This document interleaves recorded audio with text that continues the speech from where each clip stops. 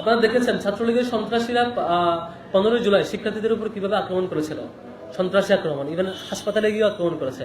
সুতরাং এ ধরনের সন্ত্রাসী যারা সন্ত্রাসী কাজ করে, নিষিদ্ধ সংগঠনের যারা প্রতিনিধিত্ব করে এবং অপরাধী যারা, তাদেরকে এখানে প্রতিনিধিত্ব করার কিংবা অংশগ্রহণ করার কোনো সুযোগ নেই বলে আমি মনে করি। এবং নির্বাচন কমিশনও এটা ক্লিয়ার করেছে, তাদেরকে একাডেমিক্যালি এখান থেকে বহিষ্কার করেছে, পানিশমেন্টের আওতায় এনেছে। সুতরাং তারা এখানে নির্বাচনের সুযোগ পাওয়ার কোনো প্রশ্নই আসে না, বরং এটা তাদের এখন এটা আউট অফ সিলেবাস।